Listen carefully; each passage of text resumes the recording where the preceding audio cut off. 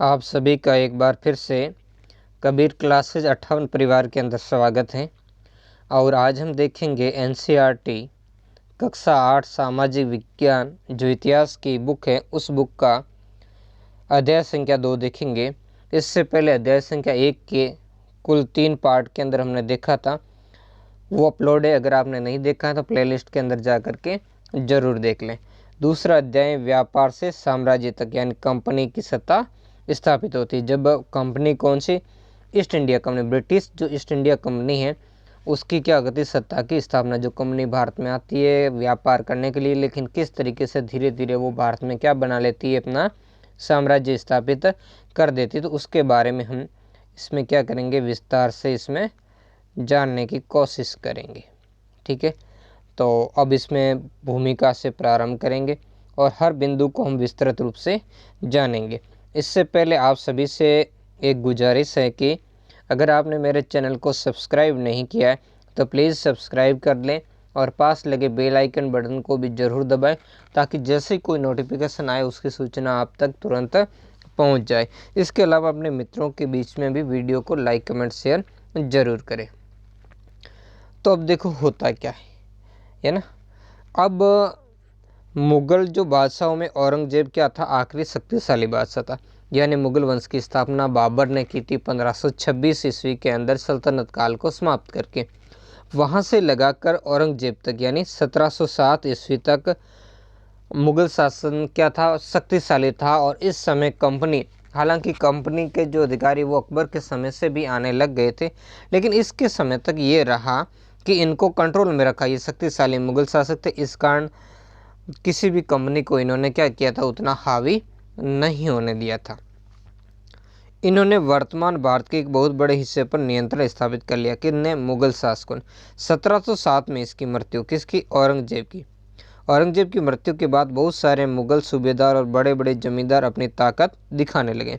यानी मुग़ल शासकों में सबसे ज़्यादा जो साम्राज्य भी वो किसका था? औरंगजेब का था। बहुत बड़े क्षेत्र पर इसने साम्राज्य अपना स्थापित कर लिया था। लेकिन ये 1707 में इसकी मृत्यु हो गई और इसी मृत्यु के साथ ही क्या हो गए? फिर मुग़ल साम्राज्य उत्तराधिकार संघर्ष में फंस गया और विभिन्न जो सूबेदार होते वो अपनी महत्वाकांक्षाओं के कारण बाद में जो शासकों के झगड़े बढ़ाने लगते हैं और उनके आंतरिक मामलों में हस्तक्षेप करने लगते हैं। और कई जमींदार तो ऐसे होते हैं जो बाद में किंग मेकर भी बच जाते हैं। और कई सारे जो ऐसे होते हैं जो अपने अलग अलग उन्होंने अपनी क्या कर दी? क्षेत्रीय जो रियासतें वो भी क्या कर लेते हैं? ये कायम कर लेते हैं, यानी अलग अलग हो जाते हैं। इसके बाद में जैसे अवध वगैरह हम देखते हैं कि इसके बाद में जो दक्षिण भारत के अंदर जो हैदराबाद होता है, इधर जाट राज्य या मैसूर राज्य की हम बात करें, ऐसे राजपूताना के अंदर और अलग अलग क्षेत्रों में। और इधर मराठे भी क्या हो जाते हैं? इसके बाद ताकतवर हो जाते हैं, यानी क्षेत्रीय ताकतें। कुछ अपना जो जमींदार वगैरह होते थे या मुग़ल सूबेदार होते थे वो अपनी क्या कर लेते हैं? स्वतंत्र सत्ता की स्थापना कर लेते हैं। और कुछ जो पहले से ही थे इस स्वतंत्र सत्ता, तो वो अब और भी मजबूत, यानी इनकी अधीनता से क्या हो जाते हैं? बाहर निकल जाते हैं। जैसे जैसे विभिन्न भागों के अंदर ताकतवर क्षेत्रीय जो रियासतें सामने आने लगी, दिल्ली अधिक दिनों तक क्या होगी? प्रभावी केंद्र के रूप में नहीं रह सकी थी। यानी क्या होता है? 18वीं शताब्दी के जो प्रारंभ के अंदर औरंगजेब की जो मृत्यु होती है उसी के साथ ही भारतीय इतिहास के एक जो नए युग है उसका क्या होता है? पदार्पण होता है। और इससे मुग़ल साम्राज्य शक्तिहीन जो हो जाता है और अंत में धीरे धीरे होकर के ये अपने पतन की ओर चला जाता है और समाप्त तो बाद में होता है। 1857 तक ये बना रहता है। और संपूर्ण भारत के अंदर क्या होता है? राजनीतिक अस्थिरता होती है और विभिन्न क्षेत्रीय जो ताकतें हैं वो क्या करती है? अपने आप को स्वतंत्र घोषित कर देती है। और यूरोपियों को भारत में यहीं से क्या होता है? अपना पैर जमाने का मौका मिल जाता है। तो इसी कारण दिल्ली क्या होता है? बाद में समय में उतनी ताकतवर नहीं रह पाती। और जब एक समय ऐसा आ जाता है जब मुग़ल बादशाह को यहाँ से दिल्ली से हट करके क्या करना पड़ता है? अवध के नवाब के पास में जा कर के ही उसको शरण लेनी पड़ती। तो ये स्थिति आती है। तो इसी कारण अंग्रेज़ों को यानी यूरोपीय ताकतों को भारत में आए अपना जो पांव पसारने का मौका हाथ लग जाता। 18वीं सदी के उत्तरार्ध तक राजनीतिक क्षितिज पर अंग्रेजों के रूप में एक नई ताकत उभरते लगी। कब? ये 1757 के अंदर जब प्लासी का युद्ध इसके बाद 1764 के अंदर बक्सर के युद्ध, और इसके बाद कंपनी अपनी जो राजनीतिक पारी है इसकी भारत में क्या कर देती है, शुरुआत कर देती है। क्या आप जानते हैं कि अंग्रेज पहले पहले एक छोटी सी व्यापारिक कंपनी के रूप में भारत आए थे और यहाँ के इलाकों पर कब्जे में उनकी ज़्यादा दिलचस्पी नहीं थी। यानी प्रारंभ में जो भारत में आए थे तो क्या करने के लिए, सिर्फ और सिर्फ ये व्यापार करने के लिए ही आए थे और यहाँ के इलाकों पर कब्जा करने की उनकी ज़्यादा दिलचस्पी नहीं थी। तो फिर ऐसा कैसे हुआ कि एक दिन वो इस विशाल साम्राज्य के स्वामी बने, उसी के बारे में हम इस अध्याय के अंदर क्या करेंगे, आगे अध्ययन करेंगे। ये फोटो है कैप्टन हडसन द्वारा जो बहादुर शाह जफर की गिरफ्तारी के समय का, हालांकि ये क्लियर नहीं दिख रहा है, ठीक है ना, या साइड में हम इसको देख लेते हैं। कैप्टन हडसन द्वारा बहादुर शाह जफर और उसके बेटों की जो गिरफ्तार किया गया था उस समय का ये फोटो। औरंगजेब के बाद कोई भी जो मुग़ल बादशाह इतना ताकतवर नहीं हुआ, लेकिन एक प्रतीक के रूप में मुग़ल बादशाहों का क्या हुआ पता अभी भी महत्व बना हुआ था। जब 1857 में ब्रिटिश शासन के विरुद्ध भारी विद्रोह शुरू हुआ था तो विद्रोहियों को ने मुग़ल बादशाह बहादुर शाह जफर को ही अपना नेता मान लिया था। यानी बहादुर शाह जफर के नेतृत्व में ही इस विद्रोह को लड़ा गया था। हालांकि वो कुशल नेतृत्व नहीं दे पाए थे और इसके बाद जब कंपनी ने विद्रोह को कुचल दिया तो कंपनी ने बहादुर शाह जफर को देश छोड़ने के लिए मजबूर कर लिया। यानी उन्हें कहाँ पर भेज दिया था, उन्हें बर्मा के अंदर रंगून भेज दिया था और वहीं बहादुर शाह जफर की क्या हुई थी, मृत्यु हुई थी। जबकि उनके बेटों को उसके सामने ही मार डाल, 2 बेटे और एक इसका जो पोता था उसको उनके आंखों के सामने ही क्या कर दिया था, अंग्रेजों ने मार डाला था। अब ये देखेंगे उस समय के जो व्यापारिक रास्ते हैं, जो 18वीं जो सदी में भारत तक आने वाले ये क्या थे, रास्ते थे। देखो इसमें अलग अलग, इससे पहले कि ये सिर्फ 2 रास्ते थे, है ना, यहाँ से होकर व्यापार होता था इसके भी, लेकिन इन दोनों ही रास्तों पर क्या करते हैं, बाद में चल करके जो अरब लोग अपना प्रभुत्व स्थापित कर लेते हैं और अरब लोग आगे किससे, रोम के लोगों को उनको व्यापार तो उनका एकाधिकार हो जाता है। तब बाकी यूरोपीय लोग क्या करते हैं, मसालों की प्राप्ति के लिए Africa cap of good hope से होकर के क्या करते हैं, इस क्षेत्र में जो नए व्यापारिक मार्ग की क्या कर लेते हैं, खोज कर लेते हैं। इसी के बारे में विस्तार से पढ़ेंगे। अब जो हम नेक्स्ट पढ़ेंगे वो है पूर्व में ईस्ट इंडिया कंपनी का आना, ठीक है। तो ईस्ट इंडिया जो अंग्रेजी कंपनी थी उसका आना, तो सन 1600 ईस्वी में ईस्ट इंडिया कंपनी ने इंग्लैंड की जो महारानी थी एलिजाबेथ प्रथम से चार्टर, यानी चार्टर क्या हो जाता है, इजाज़त जो नामा होता है उसको क्या कर लिया था, हासिल कर लिया था। अब यहीं से ये क्या होता है, टर्निंग पॉइंट हो जाता है जो भारतीय इतिहास के अंदर बहुत ही महत्वपूर्ण पॉइंट यहाँ से उभर कर सामने आता है। जब क्या होती है, एक नई कंपनी जो ईस्ट इंडिया कंपनी वो भारत में व्यापार के लिए क्या करती है, आती है। यानी अब देखो यहाँ से अंग्रेजों का जो टर्निंग पॉइंट क्या होता है, जब 1588 में अंग्रेज क्या कर देते हैं, जो स्पेनिश जो आर्मंडा उस पर विजय कर लेते हैं और इसी के बाद उनके मन में यह आती है, यानी आत्मगौरव से वो जागृत होता है और भारत और सुदूर पूर्व के देशों के साथ में जो सीधे व्यापार करने की इनकी इच्छा बढ़ने लगती है।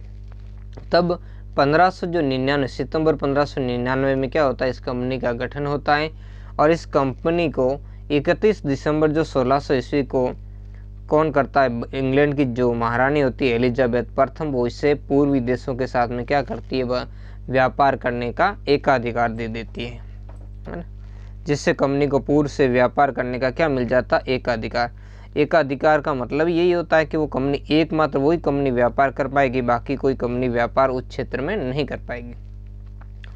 इस इजाज़तनामे का मतलब ये था कि इंग्लैंड की कोई और व्यापारिक कंपनी इस इलाके में ईस्ट इंडिया कंपनी की होड़ नहीं कर सकती। यानी वो कंपनी इस जो पूर्वी देशों के साथ, कोई इंग्लैंड की कंपनी व्यापार नहीं, यूरोप पर तो वो रोक लगा ही नहीं सकते, लेकिन इंग्लैंड की और कोई कंपनी इस क्षेत्र में व्यापार नहीं कर सकेगी, यानी उनकी कोई प्रतिस्पर्धा नहीं कर सकेगी।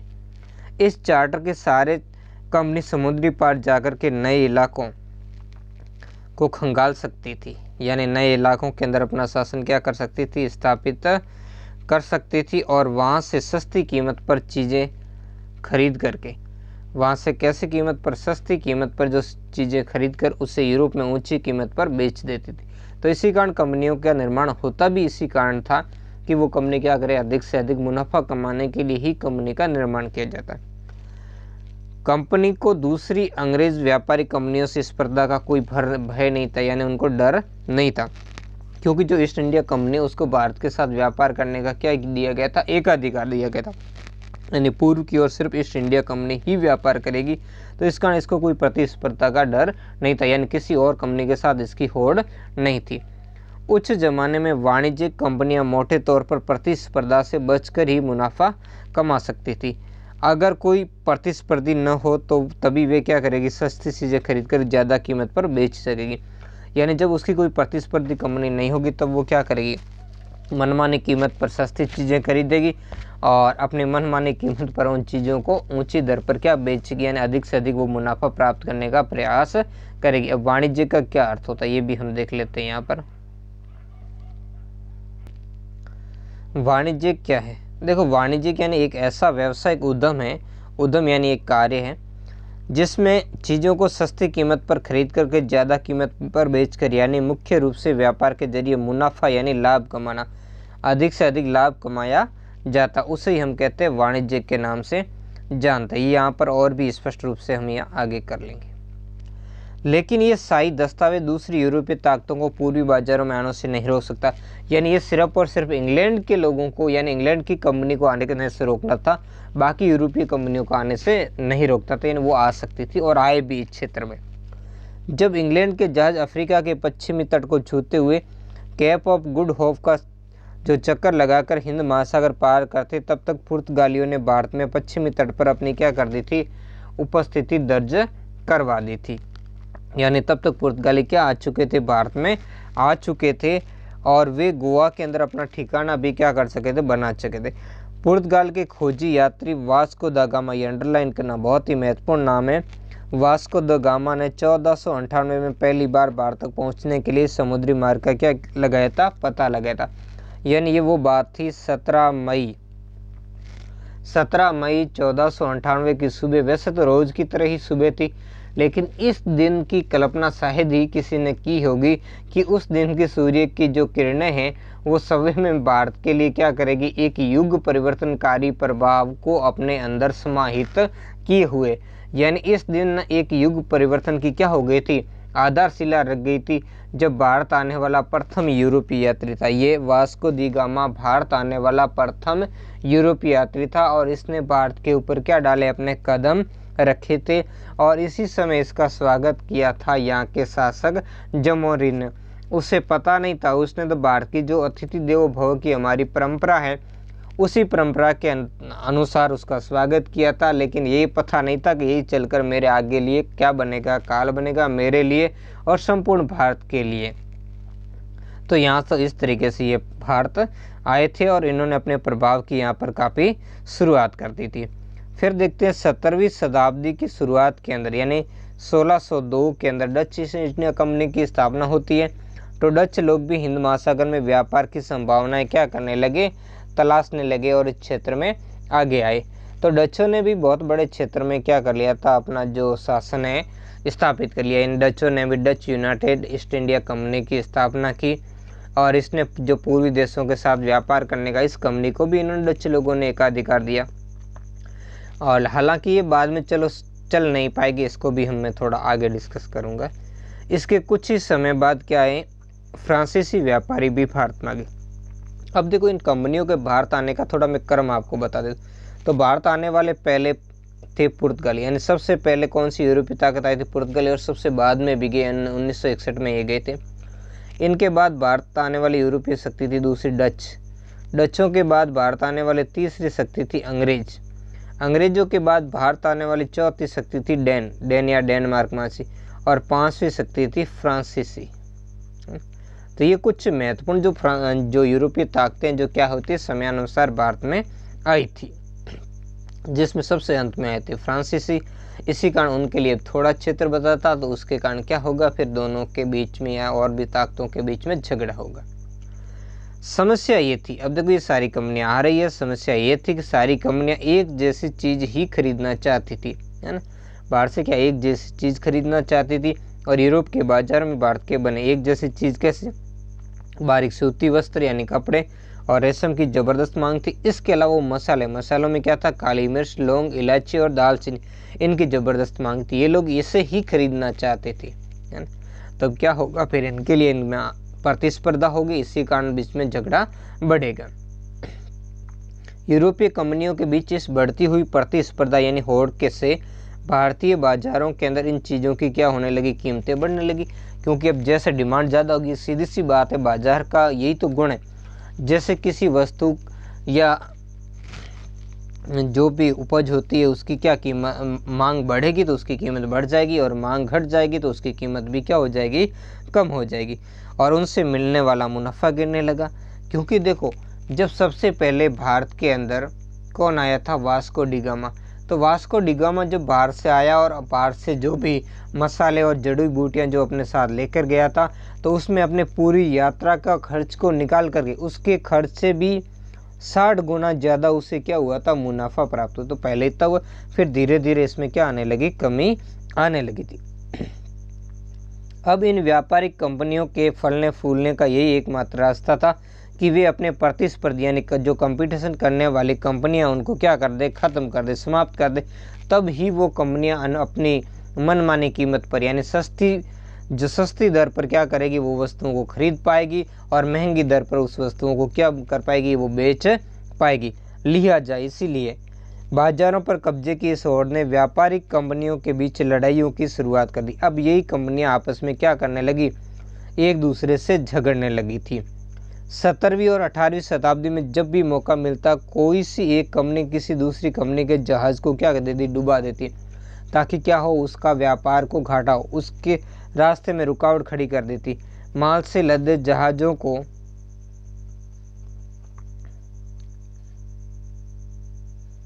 आगे बढ़ने से क्या कर देती, रोक देती। तो इस तरीके से ये विभिन्न कंपनियां जो क्या करती थी, एक दूसरे के मार्ग में रोड़ा अटकाने का काम कर रही थी। ये व्यापार हथियारों की मदद से चल रहा था, यानी जो भी ताकत शक्तिशाली होती थी वो दूसरे को जहाज को रोक देती थी, या उसके जहाज को क्या कर देती, पानी के अंदर डुबा देती थी, उसका रास्ता रोक लेती थी। और व्यापारिक चौकियों को किलेबंदी के जरिए क्या करने लगे, सुरक्षित। ये शुरुआत सबसे पहले पुर्तगालियों ने की थी। तो पुर्तगाली पहले क्या करते थे, भारतीय लोगों के यानी जो व्यापारिक जहाज होते थे भारतीय, और उनके साथ में भी क्या करते थे, अपना व्यापारिक जहाज चलाते। जो कार्टेस नामक पद्धति उन्होंने लागू की थी, जिसके लिए बाकी सबको व्यापार लेना होता था और व्यापारिक अनुमति लेनी होती थी। और भारत के अंदर भी क्या किया, इन विभिन्न जो कंपनियां इन्होंने अपने व्यापारिक चौकियां स्थापित की और उसकी खुलेबंदी की, यानी उसके हथियार वगैरह सुसज्जित लड़ने की व्यवस्था इन्होंने कर रखी थी। अपनी बस्तियों को किलेबंद करने और व्यापार में मुनाफा कमाने की इन कोशिशों के कारण स्थानीय शासकों से भी इनका क्या होने लगा, टकराव। ये कंपनियां भी पहले एक दूसरे से लड़ी, और इस सभी कंपनियों के अंदर फाइनल रूप से कौन विजित हो गए, अंग्रेज विजित हो गए।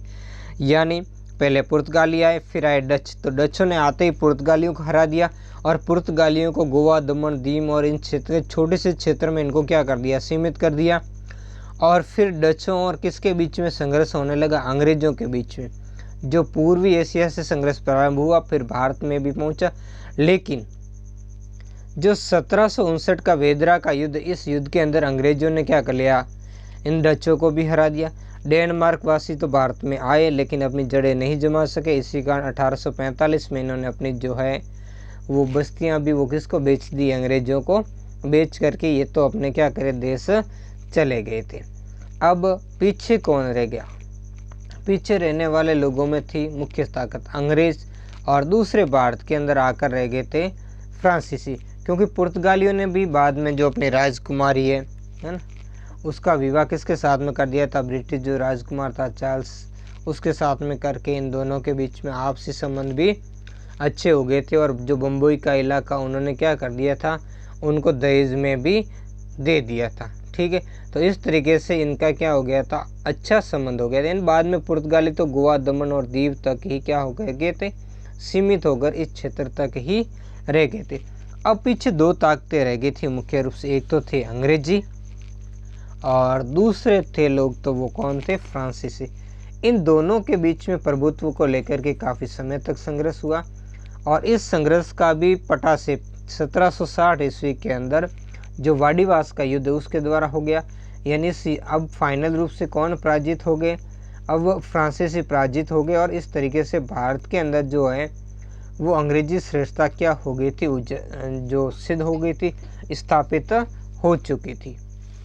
तो इस तरीके से अब सिर्फ अंग्रेज ही रह गए थे, तो अंग्रेज अकेले रह गए, तो उन्होंने फिर क्या किया, भारत के आंतरिक भागों के अंदर हस्तक्षेप करना प्रारंभ किया और इसके लिए उन्होंने स्थानीय शासकों को आपस में लड़ाने का, एक दूसरे के मामलों में हस्तक्षेप करके धीरे धीरे कंपनी अब राजनीतिक प्रभुत्व की ओर बढ़ने लगी थी।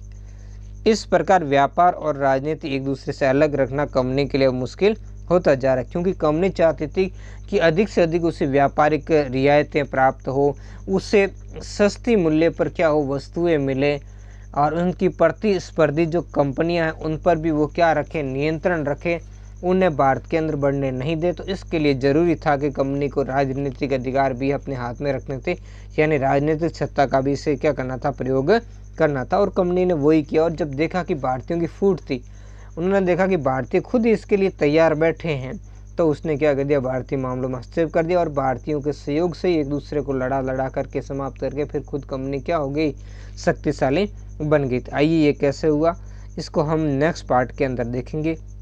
ये पार्ट आपको कैसा लगा कमेंट करके आप ज़रूर बताएं।